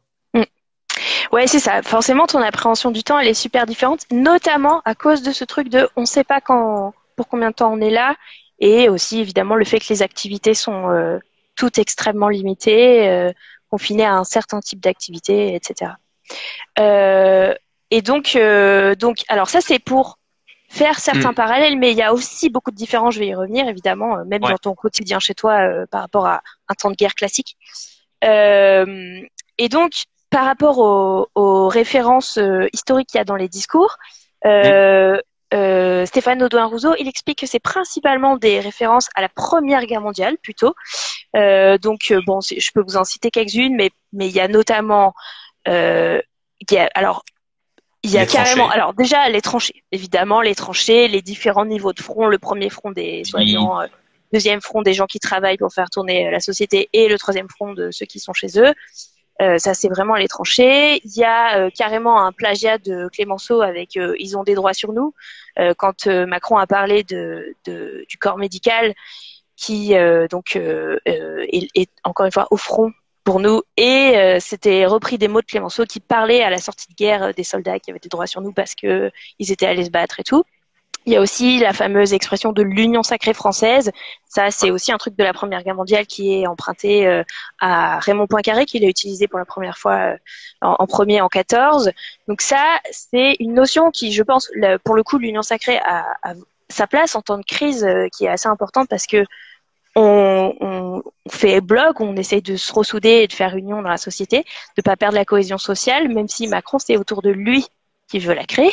Hein, il dit, il faut faire union autour de moi, on va y revenir, mais voilà. Et, pardon, je t'ai perdu. Là, il a dit très très explicitement, enfin, il a dit Oui. très clairement, l'union, ce sera moi qui la ferai, je vais travailler là. Bah, ça va être ma conclusion, mais bref. Et alors, on Bah, n'est pas. Non, non, mais t'inquiète, aucun problème. Aucune surprise au fait que ça soit la Première Guerre mondiale qui soit aussi présente dans son discours parce que on sort des commémorations. C'était il y a pas très longtemps, jusqu'en 2018. Donc c'est très frais dans la tête de tout le monde. Macron, il y a pas mal participé. Et on a le directeur de la mission du centenaire, Joseph Guillemette, qui était directeur de la mission du centenaire, qui a rejoint le cabinet de com du président à l'Élysée. Donc on n'est pas surpris qu'il y ait un entourage qui le conseille avec ces références-là. Il y a aussi quand même des références à la Seconde Guerre mondiale et notamment plutôt dans le dernier discours parce que c'est un discours qui était un peu tourné sur la sortie, etc. Et il a utilisé notamment cette expression du retour des jours heureux. C'est une expression du Conseil national de la résistance. Il parlait aussi de l'après, de la réorganisation de l'après. Donc là, on est passé sur un discours de sortie hier qui colle mieux au dernier discours de Macron et qui commence à préparer le terrain du déconfinement. Dans cette expression-là, tu as l'imaginaire de la fin de guerre auquel on a toujours cru après chaque grand conflit. Il y avait un espoir de retour au temps passé, au temps d'avant, débarrassé ou autre, etc. Or, ça s'est jamais passé comme ça parce que forcément, il y a eu des énormes bouleversements, donc on revient pas au point d'avant, jamais, tu vois, il faut réorganiser la géopolitique, etc. Puis il y a tout le choc des trucs extrêmement violents qui se sont passés, qu'on découvre après, notamment après la Seconde Guerre mondiale, où c'est à ce moment-là où on découvre toutes les horreurs qui ont été commises par le nazisme, etc. Et nous, on a un petit peu ça aussi en ce moment, notamment avec ce dernier discours, où là, je pense que c'est absolument normal qu'on nous informe de cette façon, mais où on se rend compte que, bah non, le déconfinement, ça va pas être, hop, on sort et c'est parti, on retourne dans les bars, on retrouve nos potes, etc. Non, ça va être très long, très progressif, en espérant qu'on n'ait pas à se reconfiner derrière, et on va pas pouvoir d'un coup retourner à ce qu'on faisait avant de la même façon. On a on va probablement, vous en parliez, mais avoir peut-être une crise économique, une crise politique, ça c'est fort probable parce que va falloir rendre des comptes. Après, ça c'est aussi un truc classique après les périodes de conflit. Il y a un espèce pendant ces périodes de tension, il y a un espèce d'accord tacite de tout le monde fait union, donc le débat politique est un petit peu figé. Tout le monde prépare son retour et après, quand il va falloir rendre des comptes, probablement qu'on va avoir une très grosse politique qui était déjà pas mal avancée, hein, évidemment. Mais bon, voilà, donc probablement on va avoir ces crises-là et on a une crise évidemment, je pense anthropologique, c'est les termes qu'ils utilisent, historiens, et je trouve très approprié. Alors après la Seconde Guerre mondiale, c'est le truc de mon Dieu, comment l'être humain a pu commettre des atrocités aussi horribles.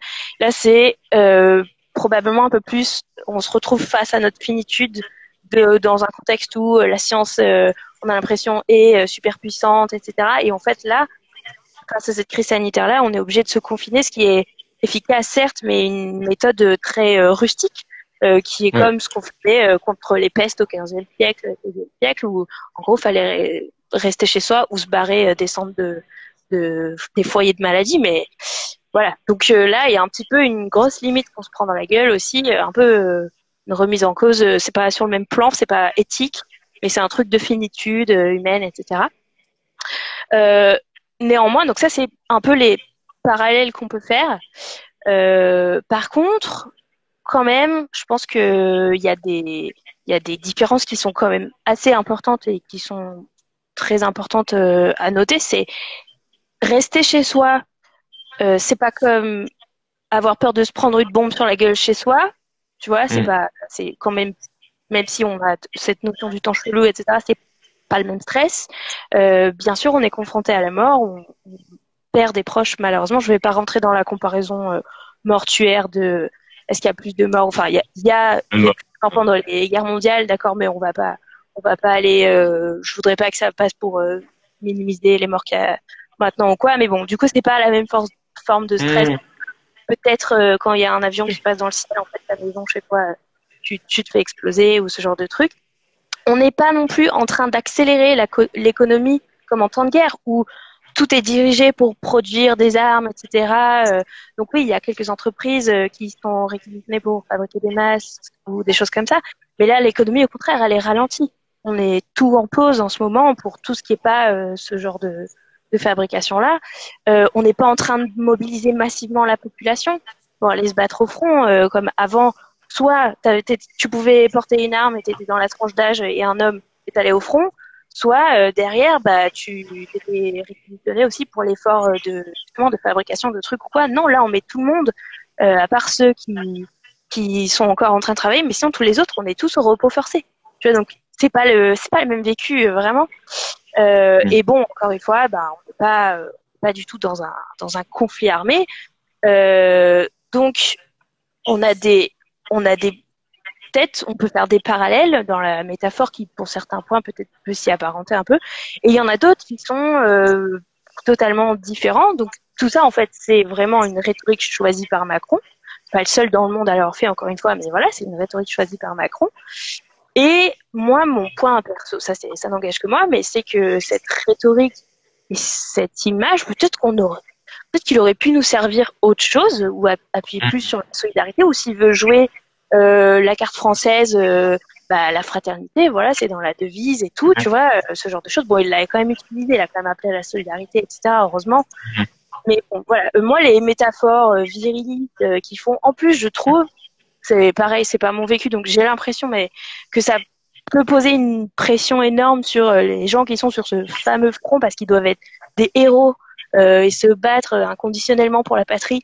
Et du coup, ils peuvent pas se plaindre parce que c'est des héros, donc ils doivent aller se sacrifier et la fermer. Et donc, s'ils la ferment, ils sont pas en train de râler sur l'état de l'hôpital, dans quel état la politique les dernières années la vie. Enfin bon, ils le font quand même, hein, heureusement, mais bref.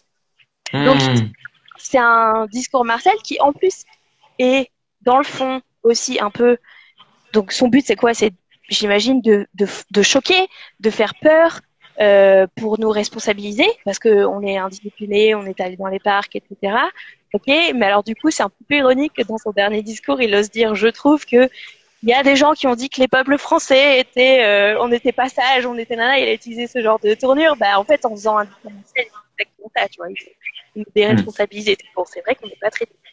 Ok, mais encore une fois, est-ce que c'était la carte à sortir? Bah, en fait, pour moi, c'est surtout que Macron, c'est le chef des armées. Donc, si on est en guerre et qu'il faut se rassembler, ben, si on est en guerre, c'est derrière le chef des armées. Ça tombe bien pour un président qui est quand même un peu mis à mal dans sa légitimité depuis même le second tour des élections présidentielles, finalement. Donc, pour moi, cette métaphore guerrière, bah, c'est pas, même si elle est pas que du fait de Macron, lui, il a tout intérêt à la déployer, à en faire des caisses dessus. Alors qu'en vrai, c'est pas l'armée qui est au front, même si, encore une fois, on a utilisé un peu les armées pour transporter les malades, etc. Mais là, c'est le corps médical, ça relève pas de lui, en vrai. Enfin, bon, bref. Enfin, pas d'une manière directe, tu vois. Donc, bref. Donc, on aurait pu s'unir derrière autre chose que des valeurs martiales. Mais bon, ça, c'est mon côté gauchias. Et voilà. Et on aurait pu nous servir notre tambouille, je trouve, de plus de solidarité, d'entraide, etc. Même si c'est aussi des mots qu'il a utilisés. Je veux pas non plus être trop, comment dire, bref, t'as compris. Voilà. Non, mais... Et en plus, juste un dernier point, pardon, c'est que dans l'humanitaire, il y a quand même des gens qui ont dit, notamment Adriano Yaria, qui est responsable du plaidoyer humanitaire de la Croix-Rouge, qui a dit que eux, ils trouvaient ça problématique d'utiliser un vocabulaire guerrier, alors que c'est pas ça la réalité dans les conflits armés que eux ils vivent. Ils trouvent qu'en plus ça peut déplacer les représentations et tout, alors que dans les conflits armés à proprement parler, la Croix-Rouge qui est neutre se doit de soigner tout le monde et les ennemis comme ton camp, c'est tout être humain et du coup c'est pas toutes les mesures déployées n'importe comment, ça se passe comme ça, bref. Donc eux ils soulignent aussi le danger d'avoir dans les mentalités d'une manière générale d'appliquer un vocabulaire martial parce que ça peut aussi donner une image martiale des vraies situations martiales qui peut être un peu erronées et qui eux d'après ce que lui dit peut nuire à leur bon fonctionnement, à leur application du droit de guerre comme on dit, etc. Et c'est hyper intéressant et le parallèle que tu fais à la fin, il est en rappelant qu'en fait Emmanuel Macron, bah c'est le chef des armées et que en temps de guerre, c'est le chef des armées qui prend la décision. En fait, là où ça me semble archi pertinent, c'est que en France, alors quand on garde le regard tourné chez nous, on s'en rend pas forcément compte, mais en fait quand on regarde ce qui s'est passé en Allemagne par exemple, en France, on a eu une gestion hyper centralisée de la crise. Et encore aujourd'hui, en fait, le gouvernement, il rend quasiment aucun compte. L'Assemblée nationale, elle est littéralement vide. Il y a deux députés qui se battent en duel, et bon, le débat public a été complètement mis entre parenthèses. Et le gouvernement a vraiment pris des décisions qui sont archi lourdes, type le confinement. Elles sont pas forcément mauvaises, mais en tout cas, elles sont lourdes. Et il a pris ces décisions tout seul sans rendre des comptes. Et effectivement, quand t'enrobes ça de rhétorique guerrière, bah c'est compliqué d'être en désaccord. Je parle même pas d'être en désaccord avec les décisions elles-mêmes, mais avec au moins la manière dont elles ont été prises. Et c'est vrai qu'en Allemagne, où je crois que la rhétorique guerrière a été beaucoup moins présente, il y a eu aussi beaucoup plus de débats publics, beaucoup plus de discussions. La question de est-ce qu'on confine tout le monde, est-ce qu'on confine une partie. En tout cas, ils ont au moins pu avoir ce débat-là, quoi. Et c'est vrai que c'est intéressant de se dire que bah là, on voit peut-être un prolongement de la rhétorique, qui est que, alors c'est pas la seule raison en fait, c'est aussi qu'en France, on est un pays qui est de toute façon archi centralisé, avec un pouvoir exécutif hyper fort, Très fort, de toute manière. Mais c'est vrai que c'est sans doute pas un hasard si on a d'un côté une rhétorique guerrière, de l'autre des décisions qui sont prises sans débat. Et bah oui, effectivement, quand c'est la guerre, c'est plus le temps de discuter, quoi. C'est le temps d'agir. C'est plus le temps de discuter. Et si c'est la guerre, c'est derrière le chef de l'armée qu'il faut se rassembler. C'est ça la revient, le chef de l'armée en l'occurrence, qui est donc le président de la République. Tu vois. Donc bon, forcément, il utilise ce langage-là. Pas surprenant. Tu vois. C'est son champ d'action, quoi. Ça fonctionne bien. Et en plus, ce qui est intéressant, c'est que ça vient d'Emmanuel Macron, dont on l'a un peu oublié, mais en fait, qui au début de son mandat a beaucoup utilisé l'armée pour se légitimer. On l'a oublié, mais je me souviens pas. Ouais. Bah en fait, Emmanuel Macron, il arrive président de la République, il a jamais été Premier ministre, il a jamais été élu auparavant, il est jeune, tout le monde se dit est-ce que le mec il a vraiment les épaules, et il a joué la carte militaire tout de suite, notamment au moment de la passation de pouvoir. Il remonte les Champs-Élysées sur une voiture, comme il est de tradition que le président qui vient de prêter serment le fasse, mais Macron l'a fait sur une voiture militaire, et c'était le premier chef de l'État à faire ça. Ok. Et ça a ouvert toute une série dans tous les rites, notamment le 14 juillet, donc très tôt après son élection, il a toujours passé beaucoup de temps au chevet de l'armée, beaucoup de temps avec les militaires, il a fait des longues poignées de main. Enfin, au début, il a vraiment surjoué son côté, je suis le chef des armées, c'est moi le grand, quoi. C'est moi le grand, c'est moi le chef, et c'est moi le mec compétent. Et en fait, il rejoue une carte, effectivement, qu'il a déjà utilisée il y a quelques années, quoi. Bah, du coup, c'est cohérent, en effet, avec peut-être ses valeurs personnelles, oui, tout à fait. Écoute, Manon, passionnant tout ça, ça éclaire. C'est là où on voit que les référents historiques, la rhétorique et la politique se rejoignent inextricablement. C'est quoi ton actualité? Tu fais quoi là en ce moment pendant ton confinement? Écoute, moi je travaille, donc ma chaîne, n'hésitez pas à aller voir ma chaîne YouTube, c'est une autre histoire. Je continue à produire des vidéos. On fait des épisodes animés notamment qui sont un peu plus fun, anecdotiques et très courts. Il y en a un tous les premiers mercredis du mois. Et sinon, il y a des épisodes en prise de vue classiques. Les 2 derniers, par exemple, c'était les erreurs sexistes dans l'archéologie, dont j'avais eu l'occasion de faire un petit teaser dans Click, justement. Et avant, c'était, on discutait de l'historicité de Jésus. Voilà. Incroyable, passionnant. Bah écoute, j'espère que les gens vont aller voir ça très fort. Avec plaisir.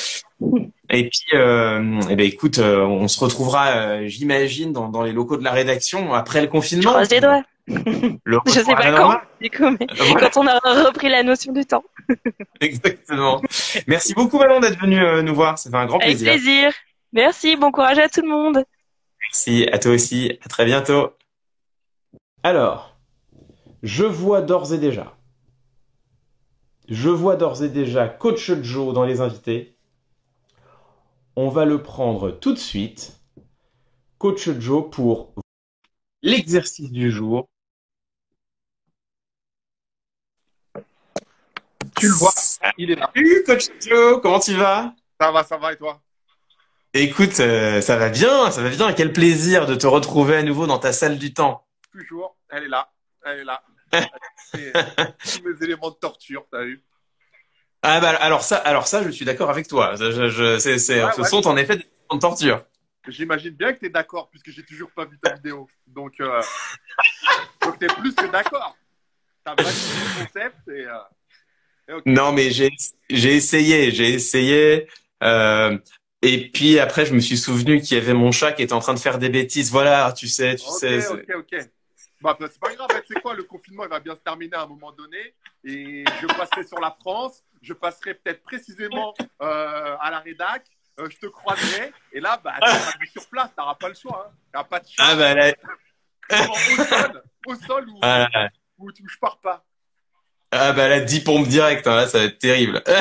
Alors là, regarde là, aujourd'hui, un exercice facile aussi. Ah, Ça va être la spider plank. Un gainage araignée. Tu vois? ok. Je trouve que tu as une vibe de Peter Parker un peu. C'est vrai? T'es dans l'amphithéâtre et le soir, il se passe des trucs de fou. Tu vois? Et donc, je te vois bien en Peter Parker. Donc, je t'ai Ah, fait c'est pas faux, c'est pas Ouais, tu vois? Je t'ai fait un gainage spécial araignée. incroyable. Alors, comment ça marche? Je te montre ça. Donc, ça part comme un gainage normal, où on est en position sur les avant-bras. Sauf Ok. que la partie araignée, elle intervient là.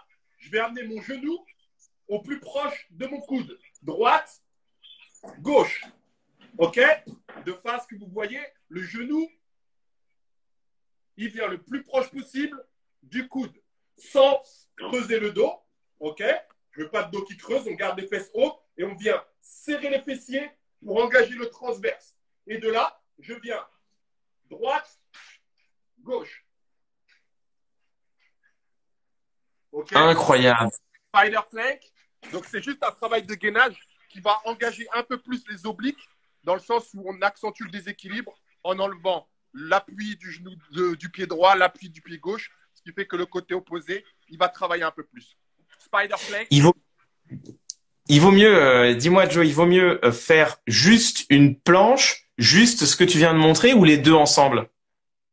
Après, ça va dépendre du niveau de chacun, parce qu'il y en a certains qui arrivent déjà pas à maintenir une planche normale.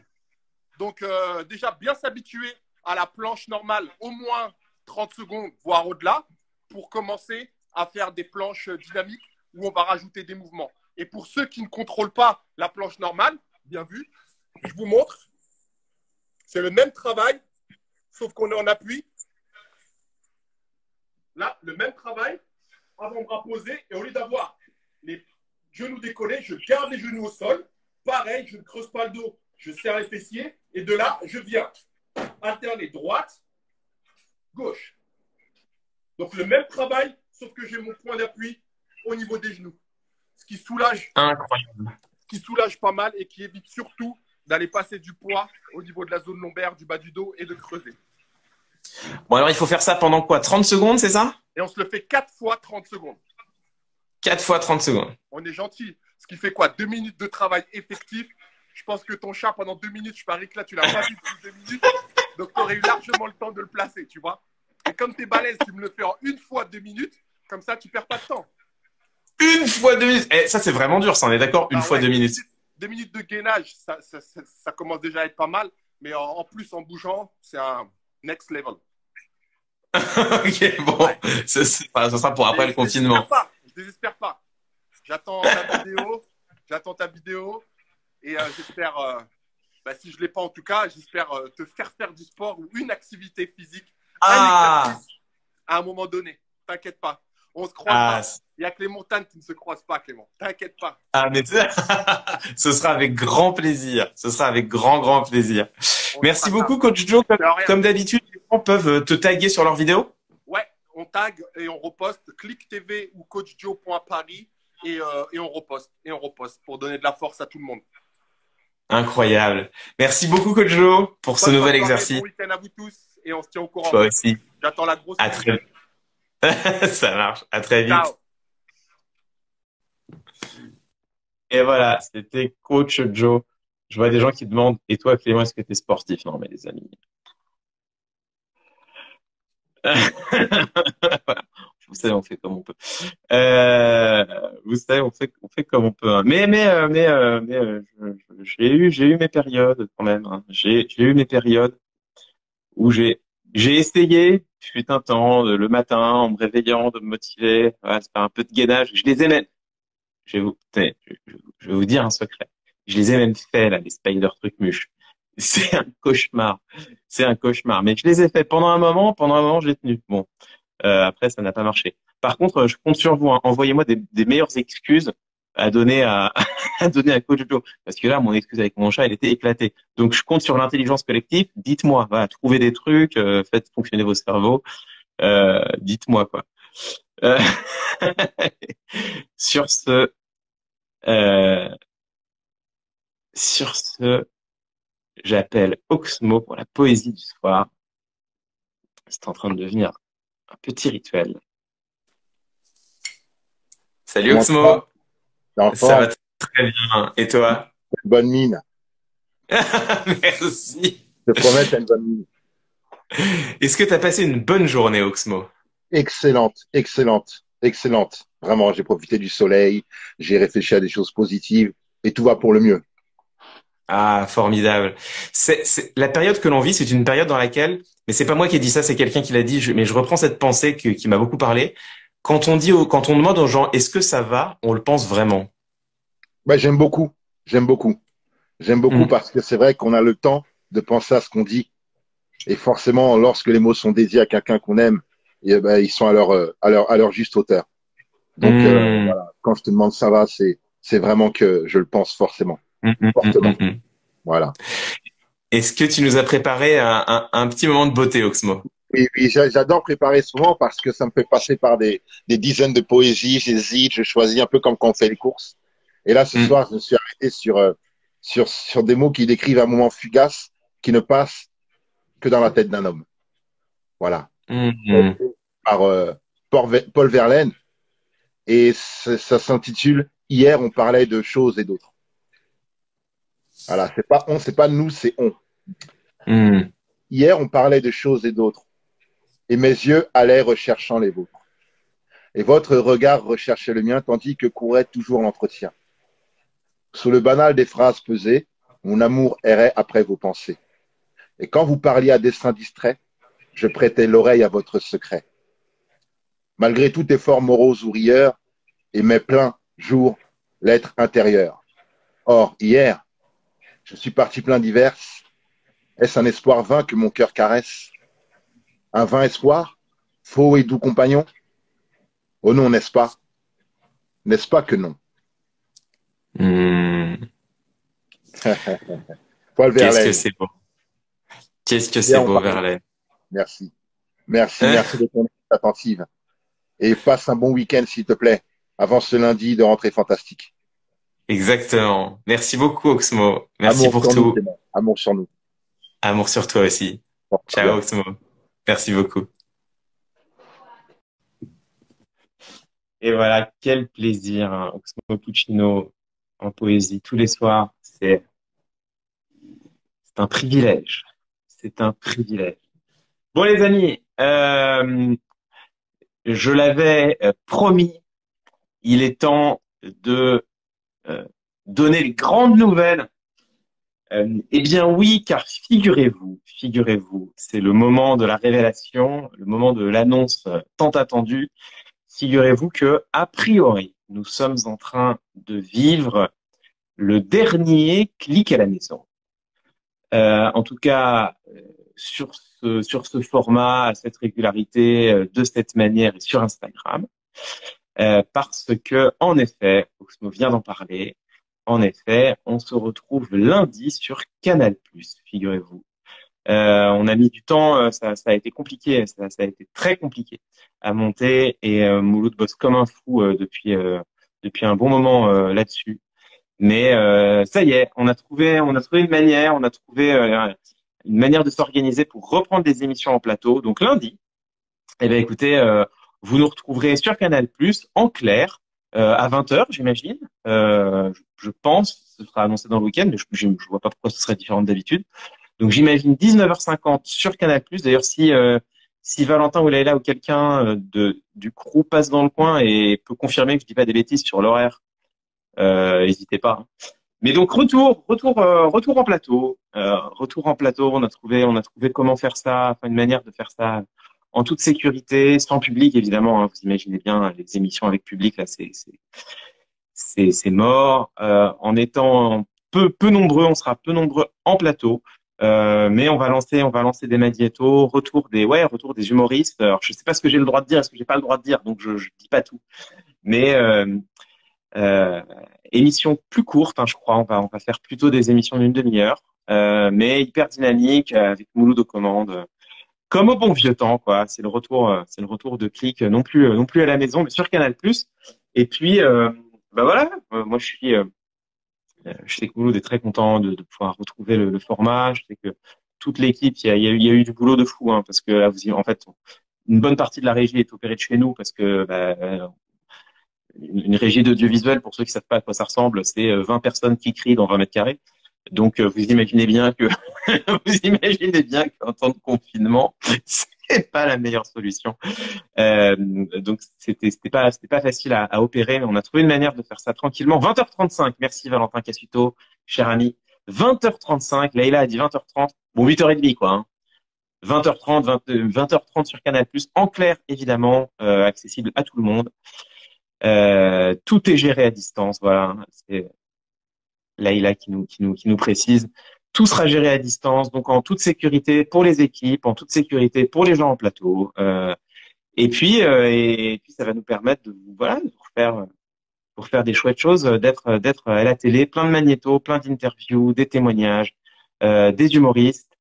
Moi, je reviens du coup à titre personnel sur un format peut-être un petit peu différent de parce que la période est un peu différente, donc je suis pas sûr qu'on fasse que de la rhétorique tous les jours, rhétorique. Je suis même pas sûr que ce serait possible ou que ce serait une bonne solution, enfin une bonne chose à faire. Mais par contre, je reviens avec une petite chronique, les points sur les i, tous les jours avec toute l'équipe, les gens qui bossent avec moi pour vous préparer ça. Donc voilà quoi, c'est le retour, c'est la rentrée lundi et puisqu'il vous l'a dit, la poésie d'Oxmo, c'est tellement beau qu'on continue, donc une poésie par jour a priori. Euh, Voilà, ça va être charmé. On est content. Franchement, on est tous hyper contents de pouvoir faire ça et puis de retrouver de retrouver le chemin du plateau. C'est pour une partie enfin pour quelques-uns d'entre nous. Hein. Enfin, sur place, on va être très très peu. En tout cas, pour moi, voilà, c'est un peu pas la fin du confinement, mais la fin des journées chez moi. Je suis très content. Je suis vraiment très content. Euh, Écoutez, on va rendre l'antenne bientôt, mais c'est l'occasion de vous dire, il a dit par contre et pas en revanche pour la première fois de sa vie. Putain, c'est vrai, ça m'a échappé, vous voyez, c'est l'émotion. C'est l'occasion de vous dire plusieurs choses, de vous dire que moi j'étais hyper content en tout cas de faire ces live clics à la maison. C'était vraiment cool hein, quand même. C'était vraiment chouette. C'est pour ça que je vous dis a priori, enfin vu le boulot que ça va être, enfin c'est un retour sur une quotidienne, hein, vu le boulot que ça va être, je pense que les live clics à la maison, en tout cas sur ce format-là, que ce soit animé par Mouloud ou par moi, ça me semble compliqué. Mais je sais pas en fait, je sais pas.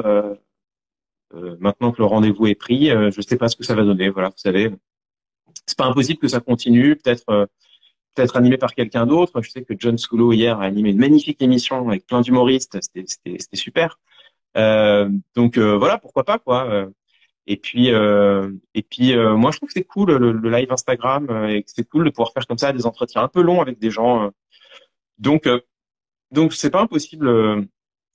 En vrai, ah tiens, Valentin Catuto qui nous dit Sébastien Abdelhamid animera un live sur Instagram semaine prochaine. Bah écoutez, vous voyez, c'est bien la preuve que ça continue. Hein, donc c'est super, c'est super. Bah je découvre les infos avec vous, hein, vous voyez. Euh, Stay tuned, comme on dit. Restez du côté d'Instagram. Vous allez avoir les copains Sébastien Abdelhamid. Ça c'est cool. J'imagine qu'il va faire un live sur la pop culture d'une manière ou d'une autre. Ça va être chambé. Donc checker le live de Click TV. Avoue que t'as pris goût au live. Moi j'aime bien. Quelqu'un qui demande ça. Ouais, moi je vous avoue pour finir sur, on veut Aurélien Barraud. Ouais. Oui, évidemment, tout le monde veut Aurélien Barraud en interview. Évidemment. Moi, je vous avoue que j'aime bien. Hein. Je trouve que c'est quand même rigolo. À titre personnel, je suis un grand regardeur de stream sur Internet, et je trouve que c'est une relation chouette. Donc moi, je l'ai un peu pris goût. C'est pas impossible que du coup je continue, que ce soit sur le compte de Click TV ou sur le mien, le week-end, par exemple, un truc comme ça. Voilà, ou vendredi, parce que les émissions a priori c'est du lundi au jeudi. Donc voilà, je reviendrai un de ces quatre. N'hésitez pas à me suivre sur mon compte perso. Je sais pas si je le ferai sur Click TV ou chez moi. Mais c'était cool. C'était cool. C'était un grand plaisir. C'était un grand plaisir aussi d'être avec Oxmo et Joe tous les soirs et de pouvoir vous présenter des invités. C'était super. Plein de gens qui disent on veut voir Ipias. Là, il est. Attendez. Peut-être je peux vous faire ce coup-là pour finir. Là, vous êtes en train de voir chez moi. Oui, j'ai des masques creepy accrochés au mur. Faut pas trop le dire. Et voilà. Regardez-le, petit bâtard. Il est tellement bien. Il est tellement bien. Il est dans son, dans son panier, voilà. Panier qui fait, alors attends, c'est le moment de vous dire ça, hein. Panier qui fait bien 1 mètre carré de superficie dans mon appartement qui en fait 35. C'est-à-dire que le panier du chat prend bien 4-5% de la surface disponible. Est-ce que c'est une vie? Est-ce que c'est une vie, ça? Je vous le demande. Euh, voilà. C'était le point chat pour c'était le point chat pour terminer. Oh, écoutez, on se retrouve lundi, on a bien le droit de terminer en racontant n'importe quoi. Voilà. Euh, et ben c'est le moment aussi tant qu'on y est de remercier parce que moi je sais que je l'ai pas fait et du coup là je me rends compte que c'est pas bien de remercier tous les gens qu'il y a derrière, euh, notamment Valentin Cassuto que vous avez vu toujours premier sur les bons plans pour nous donner les bonnes horaires de l'émission, mais aussi toujours premier pour faire le montage des vidéos. Donc si on arrive à avoir des vidéos comme ça le lendemain des lives, c'est grâce à lui, c'est grâce à Valentin qui bosse comme un fou. Euh, et puis merci à toutes les équipes, quoi. Click, c'est une équipe et si on peut revenir lundi, c'est parce que tout le monde bosse d'arrache-pied vraiment. Euh, et c'est grâce à eux, quoi. C'est une émission de télé. Enfin, je sais pas à quel point on s'en rend compte ou pas, mais une émission de télé, ça marche beaucoup, beaucoup, beaucoup grâce aux gens qui sont de l'autre côté de la caméra et sans qui, bah, on peut bien faire autant qu'on veut les voix avant plateau, il se passe rien, quoi. Donc, et je sais que là, tout le monde bosse fort, vraiment pour proposer un truc lundi. Donc, on est super content, quoi. On est super content de vous retrouver lundi sur Canal+. Sébastien Abdelhamid qui va reprendre un live, du coup, je sais pas trop quand sur Click TV, pour venir vous parler de pop culture. N'hésitez pas à check l'émission de Sébastien qui s'appelle Dans la légende et qui est dispo sur YouTube. C'est une chouette émission qu'on fait sur Click TV. Et voilà quoi, c'est cool. Et puis et ben moi je vous retrouve, je pense bientôt. Il y a des gens qui m'ont demandé mon compte. Moi c'est pas compliqué hein, les gars. J'ai le même profil partout. C'est Klemovic, Clemovitch. Donc Klemovic sur Insta et puis voilà. Bon, bah, c'était cool. Merci. Je vois tout le monde qui dit merci. Merci à tous. C'était cool. Ça a été un vrai plaisir, hein.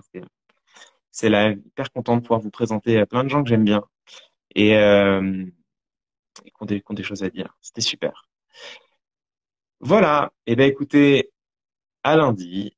Prenez bien soin de vous. Essayez de passer un bon week-end. Je vous souhaite de bien vous reposer si vous faites partie des gens qui bossaient toute la semaine. Prenez tous soin de vous. Et puis, euh, et puis voilà, on se retrouve très vite, très bientôt sur Instagram ou ailleurs. Ciao les gens, à très vite.